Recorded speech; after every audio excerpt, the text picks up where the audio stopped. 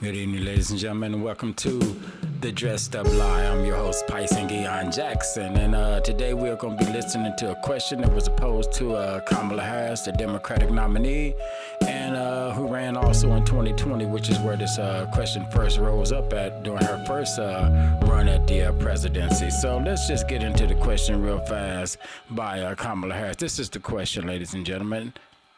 Do you support reparations for black people? So the question is pretty simple, right? Do you support reparations for black people? So the presidential nominee, Kamala Harris, gave a three-part answer on this, and we're going to listen to the first part of that answer right now. Well, listen, again, we had over 200 years of slavery.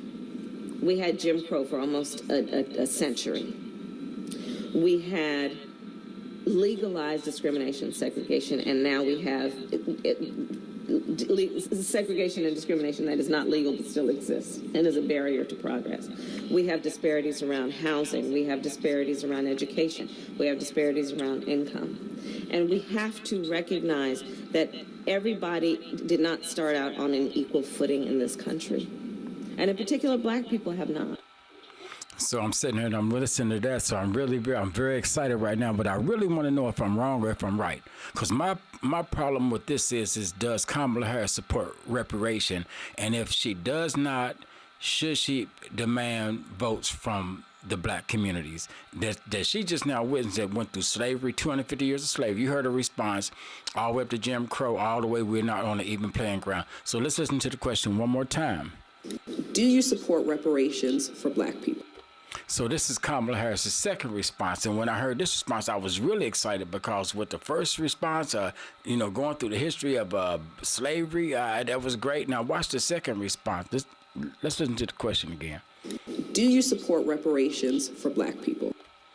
But no, if you look at the reality of who will benefit from certain policies, when you take into account that they're not starting at the same place and they're not starting on equal footing, it will directly benefit black children, black families, black homeowners, because the disparities are so significant. So if we focus on the specific issues that have resulted in the greatest disparities, and we understand that that's part of why we're doing it. Listen, the reality also is this: any policy that will benefit black people will benefit all of society. So any policy that will benefit black people will benefit all of society. And really, every time we have a black person that's a nominee for president or that is president, then the world is excited for black people.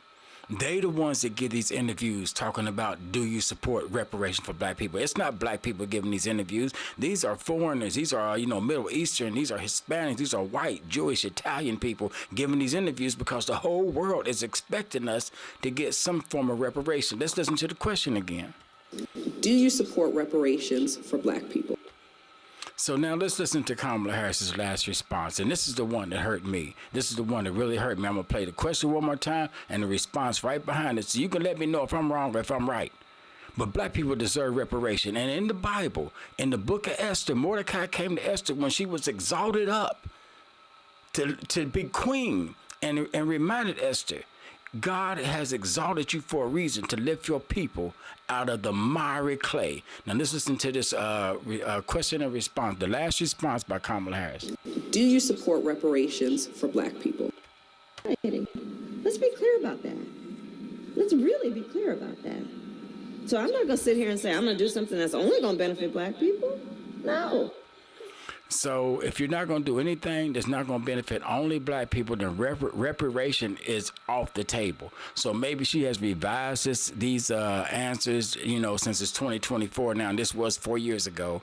And really, with her and Donald Trump, it's just really like a sideshow. This is really like the best candidate, the best campaign runners I see is the Vance Walsh ticket.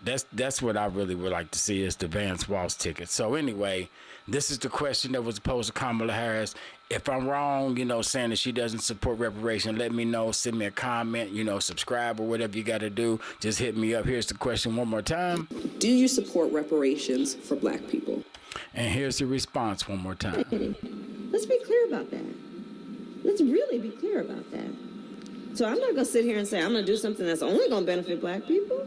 No, because let's be clear about that.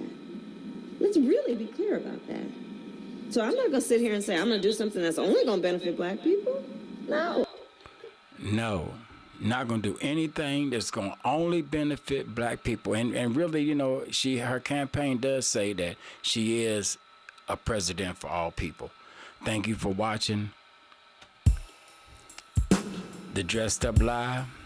And maybe it's a dressed up lie, maybe it's the truth. Let me know. Is it a dressed up lie? Is it the truth? We need somebody that's going to stand up for black people. Thank you for watching The Dressed Up Lie. I'm your host, Pyson Gion Jackson.